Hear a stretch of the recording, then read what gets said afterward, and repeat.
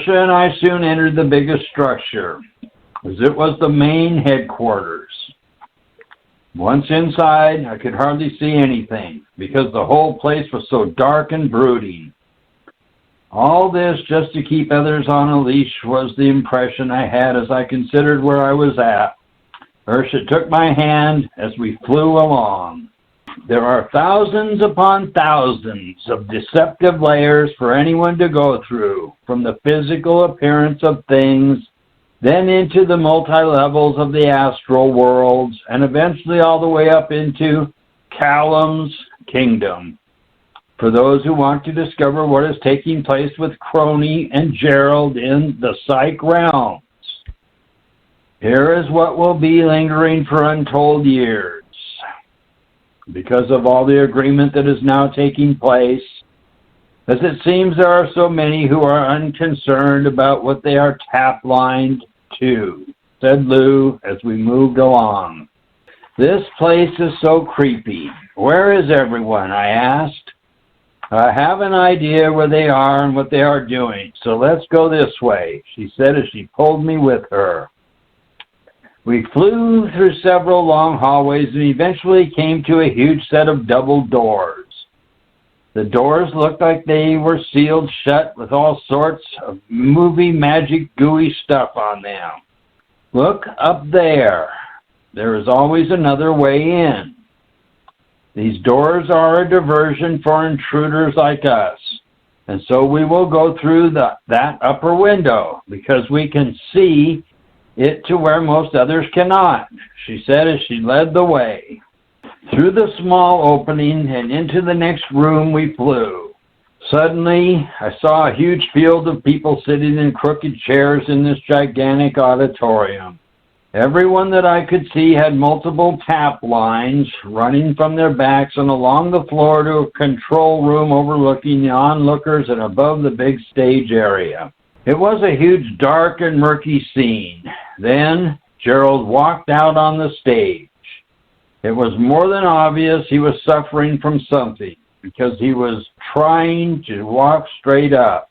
He would continually hunch back over to where he almost fell a couple of times.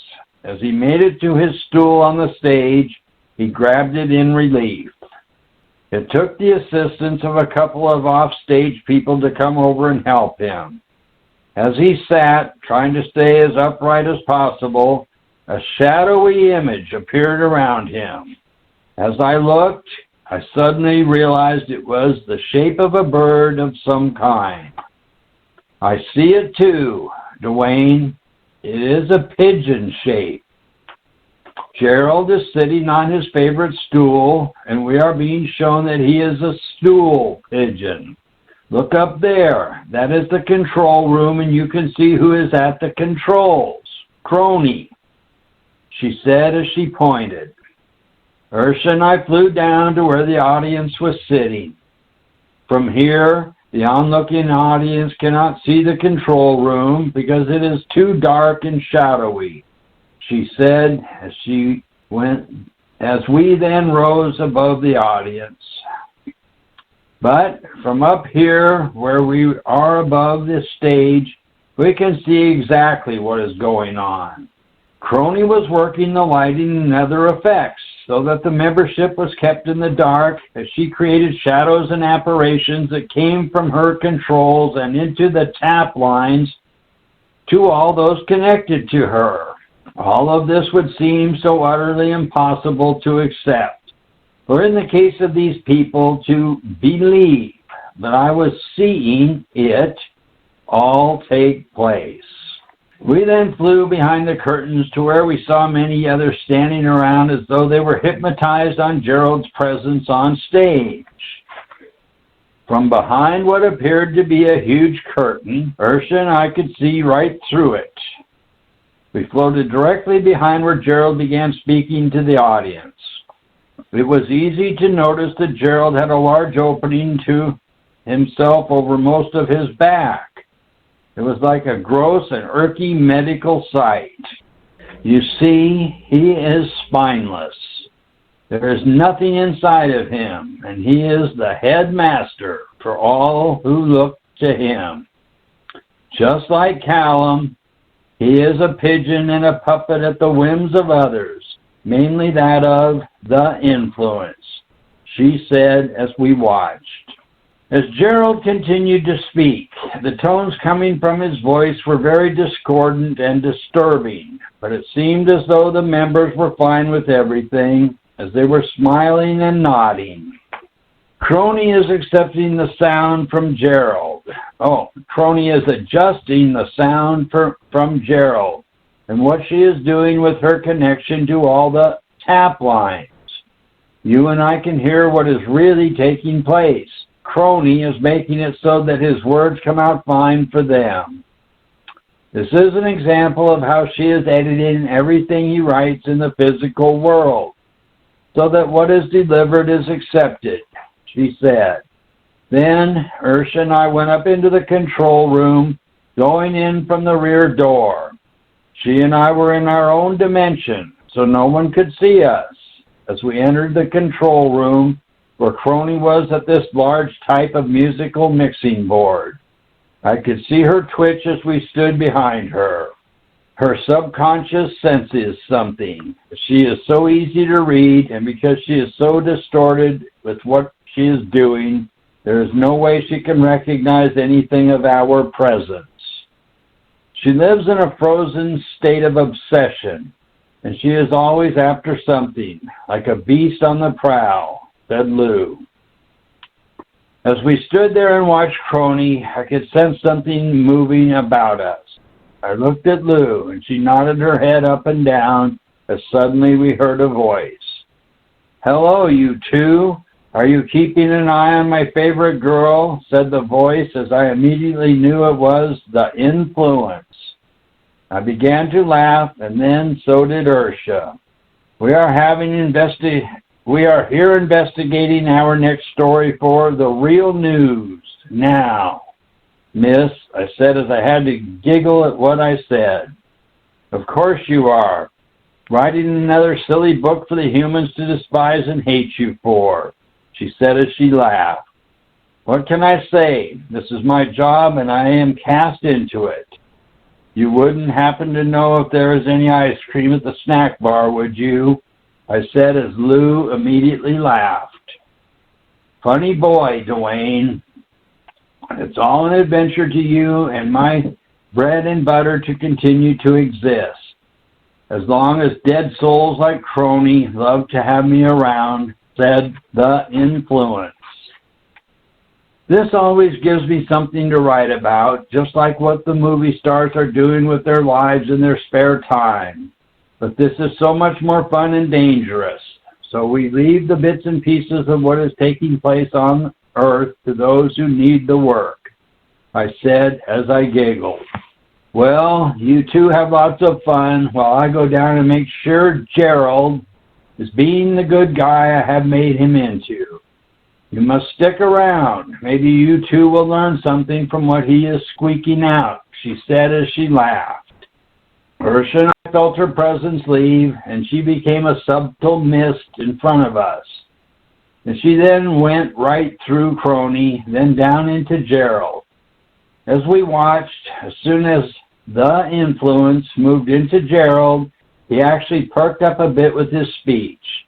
It was time for us to leave, as Ursha motioned for us to go. We sailed above this strange place in life, and once again up into the deep, dark border. I felt so much better away from Crony.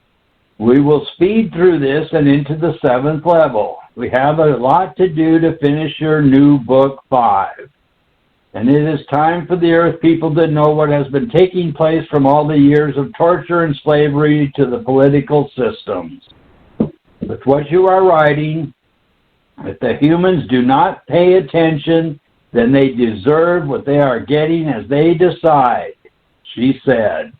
We soon entered the first real universe of the All Is. This place is so spectacular and wonderful. Everything is brilliant light. We have none of the lower bodies and only a crisp and clean freedom to be radiant beings. Ursha and I have a great golden castle here that stands in an endless area of all light. We flew to our place and went inside. As we entered, there was a unique sound that greeted us. When one is on this level, they can have or do whatever they want to, and for Ursha and I, we have our own adventure, as all those who reside here do. There are so many different dimensions and states of created consciousness in the psych realms, and Ursha and I take on our task, like Revazar and the boys, for those people of the dimensional earth I came through. Most people have no idea of all the various positions they have been involved in to become more aware. Where we were raised, the dimensional stress is reaching its point of collapsing, which it has many times before, which most people do not remember. Because of where Ursha and I are in the psych realms, the unconsciousness is most prevalent and very malignant. This is why I am very forward with what I am reporting in my new books of the Adventure Is series. I can see all the ideas you want to write about, Dwayne. I like how focused you stay with all that is taking place. The girlies who are helping you on Earth with your projects will be stopping by to share their experiences. So you have more to write about in this new book, she said as we hugged. The 7th level and what takes place here can be so much fun because there is no drudgery or created negativity. It is an utterly fine position of clear awareness. A person has to have a pure awareness to enter here, which takes time in the psych realms to work out all the bugs that become like infestations in one's awareness. Most people who are in physical bodies do not at all see the depth of themselves, but only the outer appearance. So they create a life where they continue to move into the same events that have always limited them to the very places they have decided are all there is in life. With this new book, I wanted to lay out so many things which I have went over before, and so with every word I have written, my ability to perceive more becomes so much more so than before. My heart and being is in the real adventure, the discovery of whatever surprise life has in store next as it ever expands and evolves. From the earth, as a place to start, a person is encased in a particular body that is made up of the surroundings they are on, which is one of the many round worlds of material solid substances. The human body is a type of rubbery plastic all its own because of the nature of the real awareness within it. The reason for the aging of the body is the attitudes and considerations of the real you within the confinements of it. Some people are determined to live longer in their bodies than others.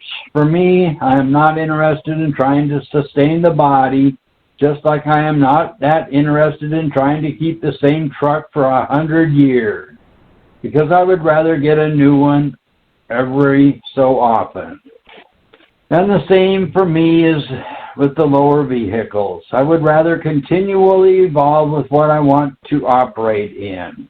As I continually see more possibilities from the real side, my being spreads itself out further and further into the endless aliveness of sound and light. The next position for humanity-based people is their ongoing love affair with their lower emotions, which is the astral body they have encased within themselves. The astral body is part of the drudgery test, like a soldier in boot camp, that all of us must go through to eventually wake up to what is real now. Of course, there is more to it than just a test. that there is so much more to life beyond the confines and drama of it. The lower bodies create their own type of agitation and friction, which humans start to fall in love with after chasing and many lifetimes of having affairs with the opposite sex. There is nothing wrong with anything a person decides, but from all that one does decide, they want to keep coming back to a world of dirt and not remember they have already been on it many times before, then that is a privilege to do so. Free will reigns in life, and whatever one decides becomes their fate. So, people have the free will to make a wonderful life on Earth, or they can destroy what is all around them, as they will be living their choices which are projected into a definite future for them. The astral body is not the ultimate experience as so many think it is. It can be fun for what it is, but for the most part, it becomes a trap into more unconsciousness. The next body operates for the purpose of a memory, which pertains to particular levels and areas not seen by most people, as it exists in its own region of access.